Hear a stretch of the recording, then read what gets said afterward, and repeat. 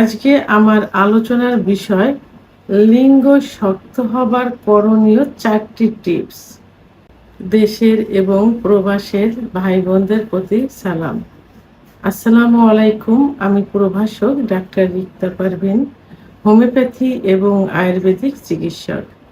যৌন অক্ষমতার রোগীদের অনেকের চাওয়া থাকে যে তাদের লিঙ্গ শক্ত হয়ে নিস্তেজ হয়ে গেছে, সেটা শক্ত করতে হবে। তা এই শক্তটা যে হয় না, কেন হয় না এ বিষয়ে কারোর ধারণা নেই। সবারই ধারণা যে নরম হয়ে গেছে, শক্ত করতে হবে। মূলত লিঙ্গের ভিতরে কি থাকে? কোনো হাড় বা বোন থাকে না, থাকে শুধু রক্তনালী এবং মাংস। যে রক্তনালীর ভিতর দিয়ে রক্ত চলাচল করে, যার কারণে লিঙ্গ বড় হয়, মোটা হয়। এটাই কিন্তু মেন। তাহলে লিঙ্গ বড়, মোটা, শক্ত করতে হলে ব্লাড সার্কুলেশনটা সঠিকভাবে করতে হবে।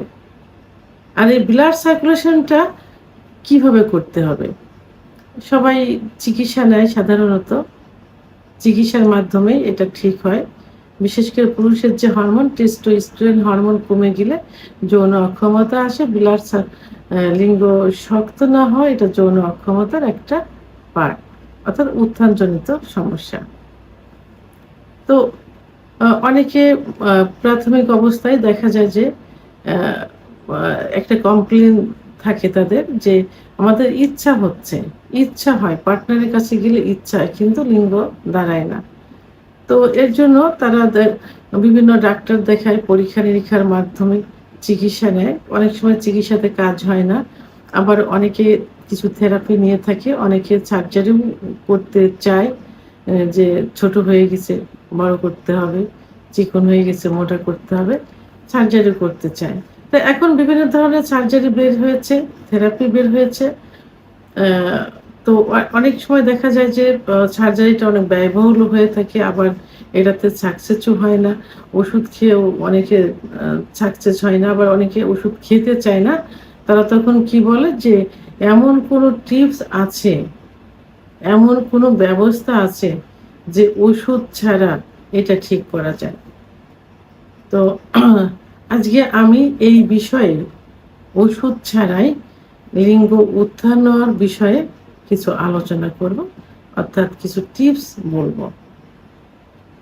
এই টিপসের প্রথম যেটা বলবো, সেটা আমি প্রথমেই বলবো যে এখন ইউটিউব চ্যানেল সার্চ দিলে দেখা যাবে যে কেগেল এক্সারসাইজ, অর্থাৎ কেগেল এক্সারসাইজ লিখে সার্চ দিলে চলে আসবে। এখানে কিছু ব্যায়াম আছে, এই ব্যায়ামগুলো ইউটিউব চ্যানেলে থেকে সুন্দর করে আপনারা দেখবেন, দেখে বুঝে।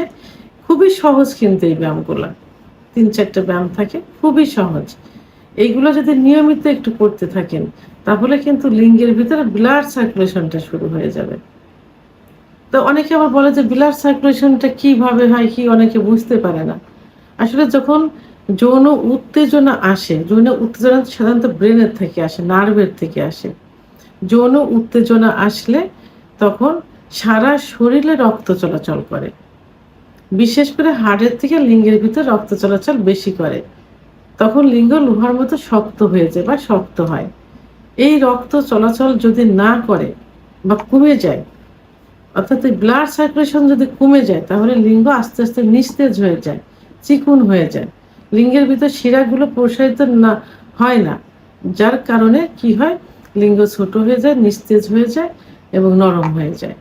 তাই কেগেল এক্সারসাইজ করলে লিঙ্গের ভিতর যে রক্তনালীগুলো সংকুচিত হয়ে গেছে, সেগুলো প্রসারিত হয়, ফলে ব্লাড সার্কুলেশন বৃদ্ধি পায়, লিঙ্গ শক্ত হয়, অর্থাৎ আগের অবস্থায় ফিরে আসে। দ্বিতীয় নাম্বার যেটা বলবো, সেটা হলো এই ব্যায়ামটা খুবই সহজ একটা ব্যায়াম, অর্থাৎ এটা একটা থেরাপির মতো, ব্যায়াম থেরাপির মতো। এটা হলো নাক দিয়ে নিঃশ্বাস টানতে হবে, নাক দিয়ে বসতে হবে এভাবে, নামাজে যেভাবে যায় নামাজে বসে ওভাবে বসলে হবে। জোরে করে নিঃশ্বাস এইভাবে নাক দিয়ে টানতে হবে, টেনে মুখ দিয়ে এটা ছাড়তে হবে। নাক দিয়ে টেনে একটু বন্ধ করে রেখে মুখ দিয়ে এটা ছাড়তে হবে। তাতে কি হবে যে ব্লাড সার্কুলেশনটা বৃদ্ধি পেয়ে যায়। বিশেষ করে এইটা করলে রক্তের ভিতরে কি থাকে, রক্তের ভিতরে নাইট্রিক অক্সাইড থাকে। এই নাইট্রিক অক্সাইডটা এই এক্সারসাইজের কারণে বৃদ্ধি পেয়ে যায়। আর এই নাইট্রিক অক্সাইডটা অতিরিক্ত বৃদ্ধি হওয়ার কারণে লিঙ্গের ভিতরে যে শিরাগুলো থাকে, এই শিরাগুলো প্রসারিত করতে সাহায্য করে এই নাইট্রিক অক্সাইড। তাহলে এই এক্সারসাইজটা দিনে রাত্রে অর্থাৎ যখনই নামাজে বসতে পারেন, আর যারা অন্য ধর্মের আছে নামাজ পড়বেন না, তারা দিনে 3-4 বার এইভাবে এক্সারসাইজটা করতে পারেন। একবারে 10-15 বারও করতে পারেন। নাক দিয়ে টানতে হবে, মুখ দিয়ে ছাড়তে হবে। এটা খুব সহজ একটা থেরাপি।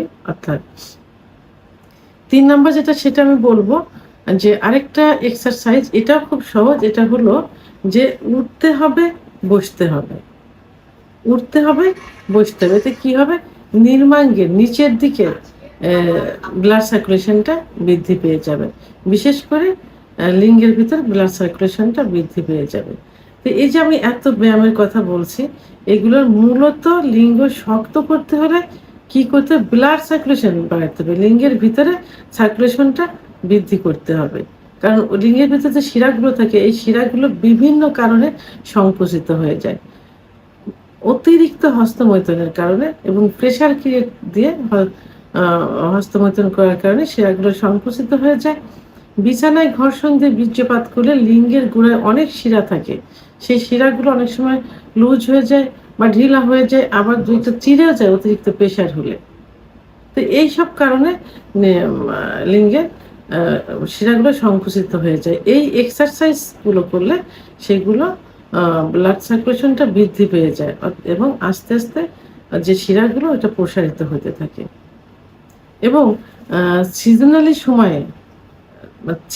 সময়ে যে তরমুজের যে সিজনটা আসে, সেই সিজনে পর্যাপ্ত পরিমাণ তরমুজ খেতে হবে। কারণ তরমুজের ভিতরে কি থাকে, সিট্রোনিল অ্যামাইনো অ্যাসিড, যেটা লিঙ্গের ব্লাড সার্কুলেশন বৃদ্ধি করতে সাহায্য করে থাকে। এবং আরেকটা যেটা, সেটা হলো যে যারা ধূমপান, মদ্যপান অর্থাৎ নেশা করে থাকে, এই নেশাটা বন্ধ করতে হবে। এই নেশার কারণে যৌন অক্ষমতা চলে আসে, ব্লাড সার্কুলেশন কমে যায়। ব্লাড সার্কুলেশন বডিতে, টোটাল বডিতেই প্রায় কমে যায়, লিঙ্গের ভিতরে বেশি হয় এবং লিঙ্গ তখন সংকুচিত হয়ে যায়, শিরাগুলো সংকুচিত হয়ে যায়।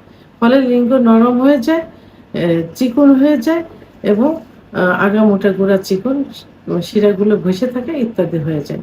তো এই জন্য ধূমপান, মদ্যপান, নেশা একবারে তো বন্ধ করা যাবে না, ধীরে ধীরে এটা বন্ধ করতে হবে। তবে যদি এটা যদি নিজেরা কন্ট্রোল করতে না পারেন, বন্ধ করতে না পারেন, তাহলে একজন অভিজ্ঞ সম্পন্ন রেজিস্ট্রারকৃত হোমিওপ্যাথি ডাক্তারের শরণাপন্ন হতে পারেন। কারণ হোমিওপ্যাথি চিকিৎসার মাধ্যমে এগুলো ঠিক করা সম্ভব, নেশা থেকে সরিয়ে আনা সম্ভব। এবং অপর যে সেটা হলো সুগার জাতীয় খাবার বন্ধ করতে হবে। তাহলে এই যে 3টা এক্সারসাইজ বললাম, নাক দিয়ে নিঃশ্বাস টানতে হবে, মুখ দিয়ে ছাড়তে হবে, উঠ বস করতে হবে এবং কিগেল এক্সারসাইজ করতে হবে।